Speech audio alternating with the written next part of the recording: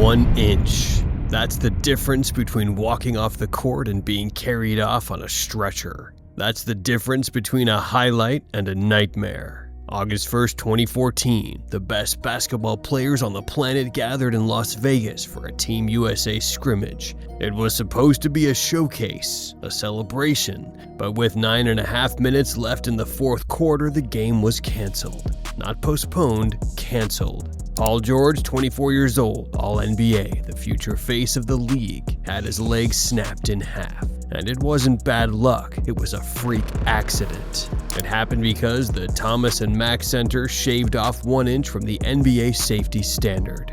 1 inch to fit more courtside seats, to make more money, and Paul George paid the price. Today we're exposing the truth behind the Paul George rule. By the end of this video, you'll understand how a single inch forced the NBA to admit their safety standards were never safe enough, and why they tried to cover it up. The year is 2014. Paul George is entering his prime. He just pushed LeBron James to 6 games in the Eastern Conference Finals. He's about to become a superstar. Trying to stay with him, George pulls up, puts it in, Paul George again! Switching on Paul George.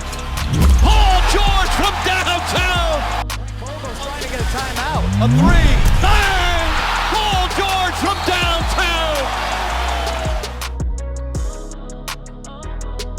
Team USA invites him to Las Vegas for a blue versus white scrimmage before the FIBA World Cup. The venue, Thomas Mack Center, UNLV's home court, a legendary college arena. But here's what nobody talks about. College arenas aren't built to NBA specifications. The NBA requires 4 feet of clearance between the baseline and the basket stanchion. 4 feet. That's the safe zone where players can land after driving to the rim. But the Thomas Mack Center, 3 feet 11 inches.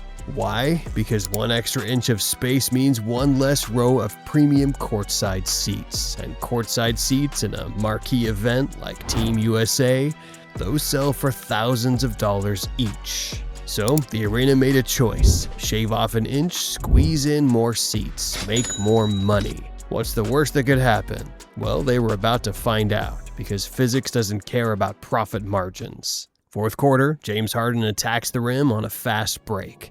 Paul George, elite defender, relentless competitor, doesn't give up on the play. He chases Harden down. He jumps, he contests, he fouls Harden. It's a routine play. We see this 10 times every single game.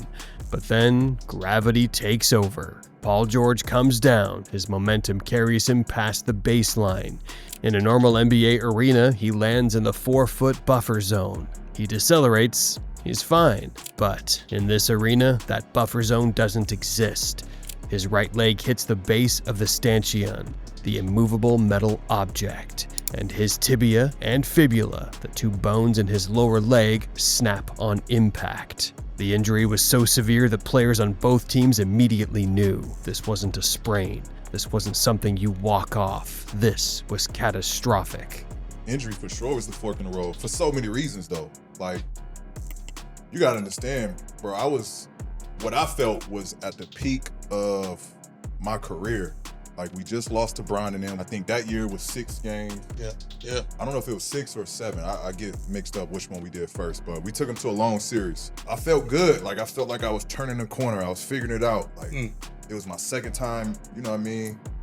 And I'm going against idols. I'm going against people that I looked up to, you know what I mean? My career. You know, and so now it's the second time we lost to Bron.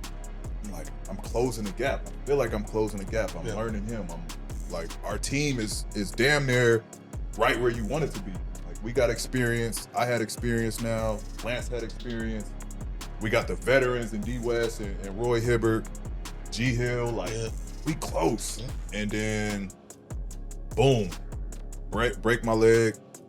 And it was just like, at that point, I didn't know if I was gonna hoop again. I didn't know how my shit was done. Coach K canceled the game immediately. It was the only time in basketball history a game ended because the players were too traumatized to continue. But behind the scenes, the NBA was in full damage control mode. The media focused on the injury, the horror, the comeback story. but almost nobody asked the question that mattered. Why was the stanchion so close in the first place? Here's where it gets interesting. The NBA claimed that new safety rules expanding the escape lanes, reducing baseline photographers were already in the works. In fact, they announced some of these changes in July 2014. 1 month before Paul George's injury. The league wanted everyone to believe this was all part of the plan, that they were being proactive.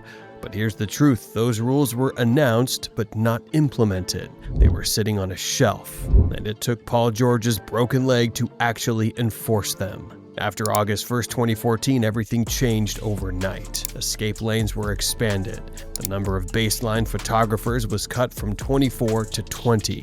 Padding requirements were increased, arenas were measured and remeasured. The NBA learned its lesson, but only after the damage was done. Paul George missed an entire season. He had to learn how to walk again. He had to overcome the mental trauma of that moment. But he came back. He became an all-star again. He proved everyone wrong. This is what people don't understand. Like, I came back in April of that following season. But if you watched me, I was like hobbling around. But I was practicing with the team like January, February, like 2 months before that. So I really looked nasty. But I was, you know what I mean? The training staff was like, you fine, you medically cleared. So, you know, I was just like, fuck it. I'm gonna just go out there and they say I can trust it.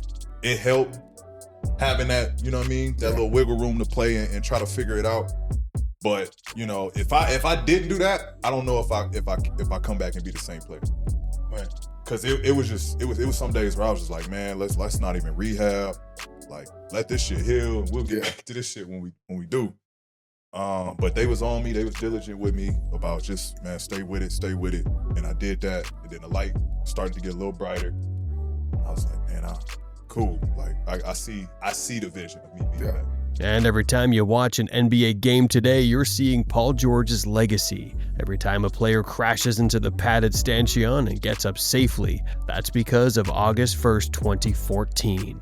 But here's the problem. The NBA only changes the rules after the tragedy. It took a broken leg to fix the stanchions. It took Drew Smith's torn ACL and Luka Doncic's near miss to even start talking about the Cleveland raised court. 1 inch was enough to destroy Paul George's career. 10 inches is enough to destroy someone else's in Cleveland. The question is, how many more injuries will it take before the NBA stops waiting for disasters and starts preventing them?